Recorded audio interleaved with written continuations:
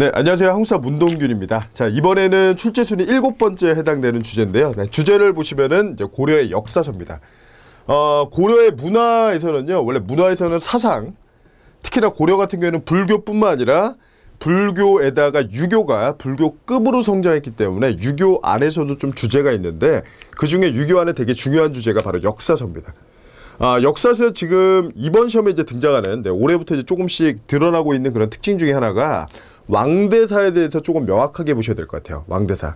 왜냐면 고려를 봤을 때 고려가 단순히 어느 시기 그렇게 끝나는 게 아니라 기존의 종래 왕대사가 나오던 왕대에서 조금 더 확산되는 움직임이 있거든요. 그게 중기 때도 그렇고 원간석기 때도 그래요. 그래서 그거를 전부 다 확인을 하셔야 됩니다. 자, 그럼 이제 역사서 관련된 주제 보겠습니다. 고려라는 나라는요, 시기 구분했을 때 총 5개 시기로 나눌 수 있어요. 5개. 지배 세력이 기준이고요. 제일 먼저 첫 번째 호족, 두 번째 문벌귀족, 세 번째 무신, 그 다음 네 번째 권문세족, 그리고 나서 마지막에 신진사대부. 요게 이제 기본 순서죠. 자, 그 가운데 세 번째 시기는 연도를 좀 아실 필요가 있을 것 같아요. 1170에서요. 정확하게 딱 100년입니다. 1270까지. 이 기간을 우리가 무신집권기라고 하고요. 그 무신집권기에 이 100년 가운데 뒤에 딱 40년의 기간, 요 기간이 바로 몽골이랑 싸웠던 대몽항쟁기예요. 자, 그리고 나서 그들하고 화의를 체결한 이후에 원간섭기로 들어간다. 이게 이제 고려의 가장 기본적인 형태예요. 자, 그럼 요게 이제 가장 고려의 기본적인 형태면 역사서 얘기를 좀 해야겠죠. 역사서 얘기를 보면요. 초반의 역사서들은 우리 이 얘기를 한번 해볼게요. 지금 남아있는 역사서 가운데 가장 오래된 역사서. 그게 바로 김부식의 삼국사기라는 거예요. 그럼 김부식의 삼국사기가 가장 오래된 역사서라는 건요. 앞에 있는 역사서는요. 있었다는 기록만 있지 책이 없다는 얘기예요. 그러니까 지금 보는 것들은요. 초기에 쓰는 것들은 없어요. 지금. 그러니까 이름만 남아있는 거예요. 자, 그 가운데 우리가 왕대 역사를 기록한다라는 게 바로 실록인데 실록은 조선왕조 실록이 유명하죠. 하지만 고려 때도 실록을 편찬했었다라는 거 요거 하나 기억하시고요. 그리고 실록이 쭉 이어져 가고 있었는데 전쟁 때문에 실록이 소실이 됩니다. 소실. 왜냐면 고려는요. 외침이 끊이질 않아요. 그 외침 가운데 초반에 쳐들어온 게 거란족의 나라 이름은 요 나라고요. 요 나라의 1차 침입이 성종 때. 그리고 이어서 2차, 3차 침입이 바로 현종이라는 왕 때인데 1차 때는 안 싸웠어요. 말로 싸웠지. 그게 바로 서희라는 사람이에요. 근데 2차랑 3차는 진짜 싸웠단 말이죠. 그때 요게 바로 소실된 거죠. 그래서 불타서 없어졌다. 그래서 이때 앞에 있었던 7명의 왕의 실록을 다시 편찬했다라는 게 7대 실록인데 이것도 지금 현재 남아있지 않습니다. 그럼 요거 말고도 나머지 책들은 어떤 게 있는지 우리 교재를 보시면 교재는 80페이지에 나와 있는데 왕조실록 불타서 7대 실록, 기타 고금노, 가락국기, 속편년 통제, 구삼국사 이런 것들이 있었는데 일단 없다는 거죠. 지금은.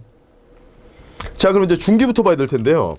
중기는 문벌귀족 시기고 문벌귀족의 특징은 보수적인데 보수성은요. 하루아침에 드러나는 게 아니라 뒤로 가면 갈수록 급격하게 진행이 돼요. 자, 그러다 보니까 후반부에 우리가 모순이 2번 터진다. 모순 1 묘청의 난. 그러니까 모순 1 이자겸의 난, 모순 2 묘청의 난. 두 가지가 있는 거죠. 자, 그 중에서 우리가 봐야 되는 A급 서적은요. 자, 묘청의 난을 진압하고 나서 왕명을 받아 편찬한 바로 삼국사기라는 거고요. 요거는 A급 서적이에요. A급. 삼국사기를 쓴 사람이 고려중기의 대표적인 유학자 김부식이고요. 성향은 당연히 보수적이죠. 자, 이 책은 특징이 되게 여러 가지가 있습니다. 삼국사기는 인물 중심, 기전체. 그 다음에 김부식이 유학자다 보니까 유교적 합리주의. 그 다음에 현존 최고 역사서. 그리고 이 나라의 역사 의식을 봤을 때는요. 고려가 고려인 이유는 고구려 계승 국가이기 때문에 그렇고요. 그래서 고구려 계승 의식으로 출발을 해요. 근데 이 의식을 이어갈 때는 북방민족 거란과 싸웠지만 여진이 와서 4대욕을 했을 때 굴복을 한 이후 시점에는요. 우리가 위축돼서 신라 계승 의식이 잠깐 나타나요. 그때 쓴 책이 삼국사기예요. 그래서 삼국사기는 신라 계승 의식까지 있습니다. 그래서 A급 사서예요. 자, 근데 결국에 문제는 뭐냐면요. 1170년이 뭐죠, 여기? 무신직공기예요. 무신정변. 사회가 뒤집혔다고요. 다시. 그러면 원점으로 돌아가야죠. 그래서 다시 나오는 게 고구려 계승의식이에요. 그래서 여의식에 따라서 쓰여진 책이 무신직공기 때 2개가 있는데 그 중에 하나가 주몽의 건국 이야기를 담았다라고 하는 게 동명왕편이고요.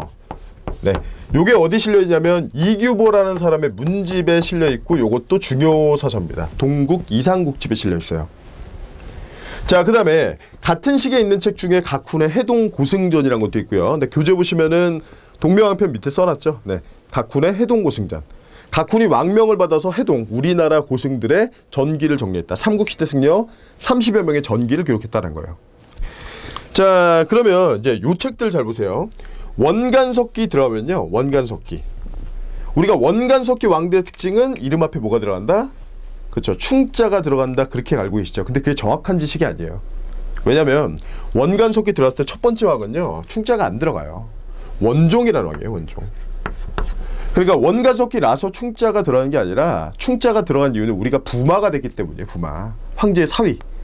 그래서 그 충자 들어가는 첫 번째 왕이 있고요. 그 왕이 충렬왕이고요. 우리 시험에서 공무원 시험 문제에서 단독 문제가 한 차례 출제가 된 B급왕인데 이게 앞으로 더 출제될 가능성이 있어요. 제가 이렇게 예측하는 이유는 뭐냐면요. A급 서적에 해당되는 삼국사기, 그 다음에 하나가 더 있죠. 삼국유사. 단군계승 의식에 입각한 삼국유사가 일연이라는 승려가 썼는데 요게 언제 쓰여졌냐 그러면 요게 충렬왕 때예요.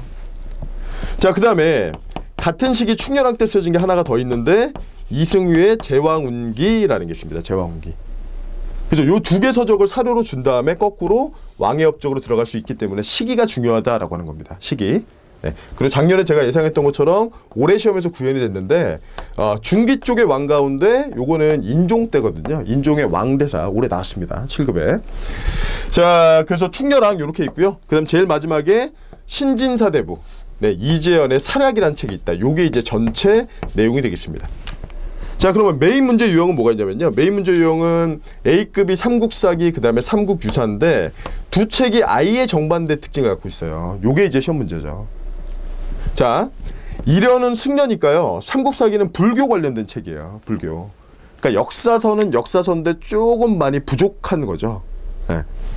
그래서 일연의 삼국유사의 키워드는 일연은 승려다 보니까 불교적 관점이 들어간다. 불교적인 신령스럽고 이상한 일들을 담았다. 불교적 신의사관. 그리고 이쪽은 인물 중심이 아니라 사건 중심이기 때문에 기사본말체라는 형식을 띠고 있어요. 네, 그게 이제 고려시대의 삼국유사의 특징입니다.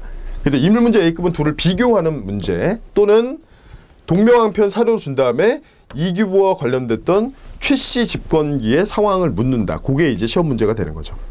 자, 그래서 책들 쭉 봤고요. 네, 이재현의 사략까지 우리가 마무리했으니까 대표 문제 하나 보도록 하겠습니다.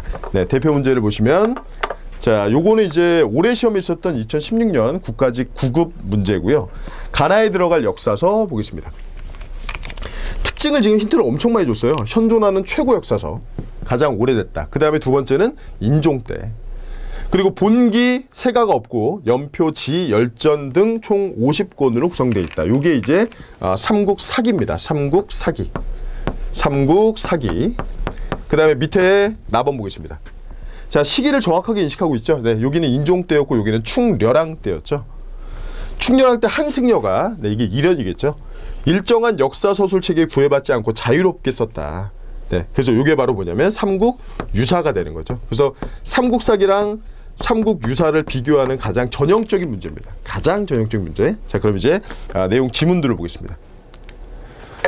자, 1번 고조선의 역사를 중시했다라고 하는데 삼국사기는요 말 그대로 삼국의 역사만 쓴 거예요. 고조선 관련된 단군 얘기는 어디서 나오냐면 원간석기 들어가서 민족의식이 발달하면서 이때 나온다고요. 그래서 그 책이 삼국유사 제왕운기가 되는 거죠.